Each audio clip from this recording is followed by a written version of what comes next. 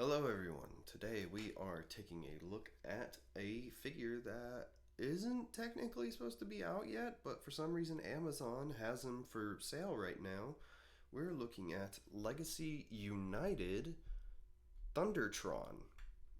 Now, Thundertron was originally meant to be a Prime character. He was supposed to show up in season 4 of the show, but the show got canceled after season 3. So, he did show up in a tie-in comic where he fought Megatron and survived. So, I guess that shows just the kind of guy we're dealing with here. Um,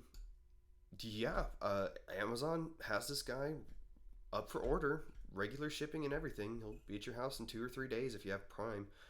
And yeah, he's got some things I really like, but there are some issues that I do have. I don't think he's perfect. He's not as good as Tarn as far as Voyager class figures go. Number one, he is a bit thin and lanky in the midsection here. You can see it does kind of go up a bit drastically. And number two is that for some reason, instead of putting the jaw on a separate hinge, they just attached it to the plate that pegs into the hands for the robot mode. So he's constantly roaring. His mouth never closes. And if you do close it, you got this ugly panel right here. So, yeah. But overall, I do actually think he's pretty good. Articulation wise, we have a hinge at the front legs, both of them, and the paws do have a hinge as well. In fact, they have quite a drastic hinge. You can get some pretty good poses out of those. No shoulder movement due to the fact that these are the shoulder pads for the robot mode. And then at the back, we have these ball jointed hip skirts, which will be used in the robot mode, but we will move them out of the way for vehicle mode, or vehicle mode beast mode. Universal joints at the hips, although in beast mode you're really only going to be using the hinge going forward and back. Does have a knee joint, quite a good knee joint. He has a secondary knee joint right here at this part, and he has a hinge at the back feet and a very small pivot. So beast mode, it's okay. It's not the best articulated beast mode that we've ever gotten, but for a character that literally only showed up in a tie-in comic, I did not expect much to begin with. He does come with a weapon. It is just this gray sword, which is very nicely detailed, but again, it's only in gray, so I could have used a little more paint there. He is covered, overall, the main figure itself is actually painted very nicely. He's got a lot of blue detailing, a lot of gold going throughout. But he does have weapon storage. Just this little tab right here will tab into this slot here on the left side of his body. And there you go. You can have it facing, I think you can have it facing either direction here. Yeah, you can have it facing either direction. Real quick, he does have the faction logo. I don't remember what the faction is called, but it's there for those who remember. And yeah, overall, he's pretty okay in beast mode. Definitely could have used some improvements in some areas, but overall, really good. Now, on to transformation. So, this guy actually has a very surprisingly involved transformation. It's not just the standard beast transformation where you extend the legs, you fold the arms down, and then that's about it. I mean, there is part of it to that. Hasbro just does that with all of their beast formers. We'll start with the lower body first. Actually, real quick, we'll pull this panel up just to get it out of the way for now. And that's, you pull up on this gray piece and it'll pull the blue piece up with it. Next, we want to extend the legs out, rotate at the knee joint to where the paws of the beast mode are facing outward, fold down the secondary knee, and it actually will click into place. It's not a hard click like some figures, but it is a definite click. Then we fold these forward, and then we rotate the thigh joint towards the chest of the beast mode, and there you go. That's the lower body done. That's probably the most conventional part of this transformation, is that the legs do just extend and rotate into the robot mode.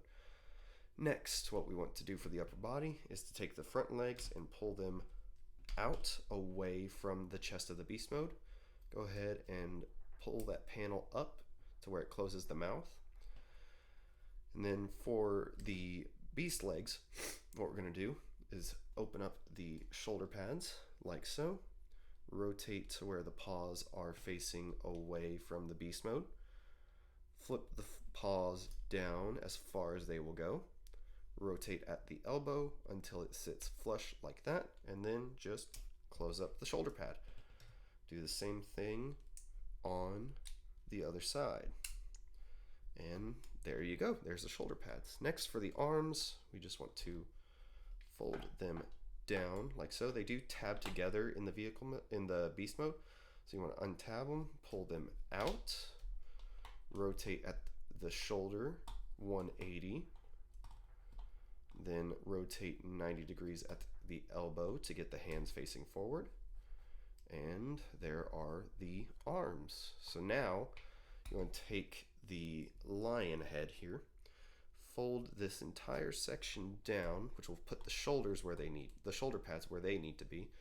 The lion head is on an accordion right here. You just want to take it and push it as far down as it will go, and then there is a little tab right here at the top of the crotch plate that will go into a small slot right here in the beast mode's head.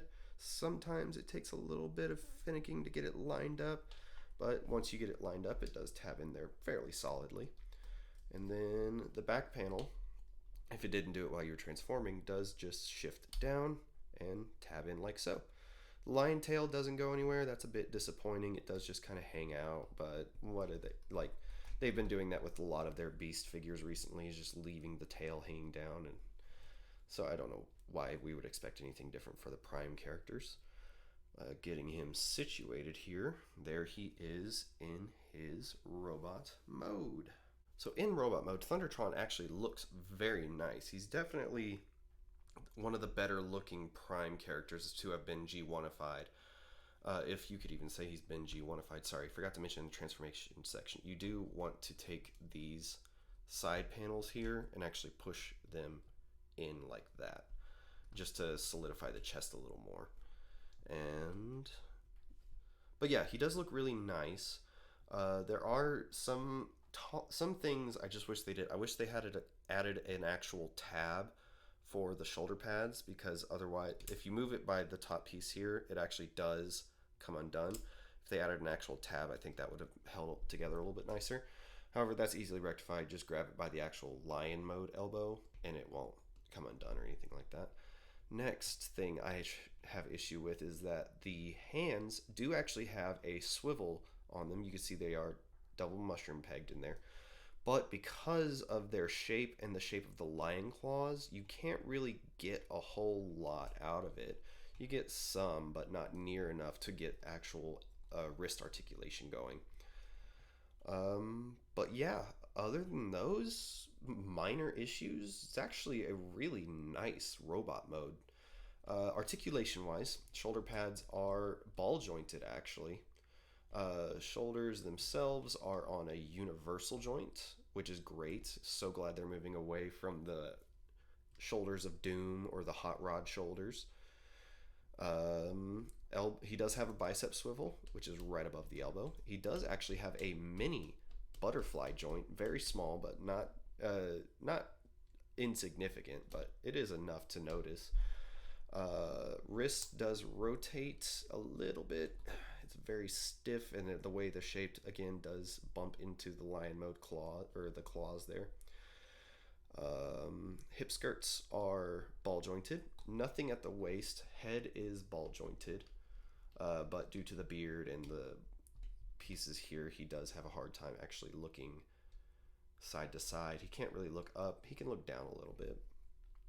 And then hips are universal joints, so you can get a really nice range of movement out of those. Nothing too far into the back though. This does get in the way. I wish they had something where this could have folded up to actually allow for the articulation, but it's not terrible. You do have a thigh swivel. You have two thigh swivels actually. You have one for transformation and then one at the knee. You have a well over 90-degree bend at the knee itself. And then here on this foot, you don't have much articulation. You have a swivel, that's about it. And then here you have a little bit of the pivot and then the same articulation as the beast mode. The reason this foot specifically does not have the pivot or anything is because if you pull it off, it reveals his peg leg. So he does actually stand on the peg leg. He loses a little bit of balance, but it's nothing terrible or anything like that. And this actually does serve a purpose outside of just being the beast mode foot. You see that little slot right there? Well, there's a little tab right here on the sword. And if you tab it in like so, and then fold the gray sections down like this, he actually now has a guard on his sword, which you can just plop right into his hand there. And yeah, there he has his weapon in hand. So one issue I do have with the sword, we'll just untab it and then get the line foot off of it. For some reason, they didn't make this the handle, so they offset the handle to where it's at the back, and it just doesn't look great. If anything, what they should have done is instead of shifting the handle back, they should have shifted the guard forward ahead of the blade, because this just doesn't look right when he's holding it. It looks like the blade is hanging off in front of his hand, because it is. So if they had just done the opposite and shifted this little guard section forward instead of back, I think it would have looked a lot better. But other than that, it's not too big of an issue. It still looks good. It just doesn't look as good as it could, which, that's pretty par for the course as far as Hasbro goes. So there he is, all weaponized and everything. And yeah, overall, really great figure.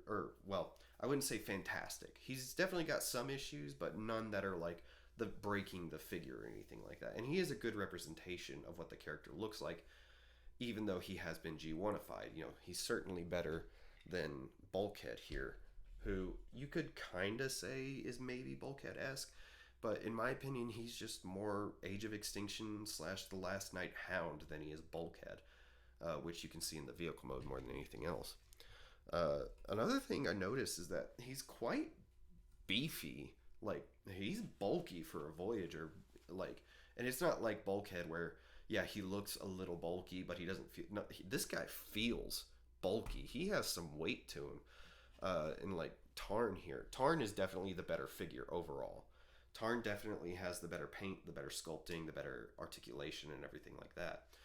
But like, this guy is just so much more weighty than he is. Like, it's not much. It's not a ton. I probably exaggerated it there for a second, but it's definitely, you can definitely tell more durable materials went into making this guy than those guys did. But that has been my review of Transformers Legacy United Thundertron. And with all that being said, I will see you guys some other time.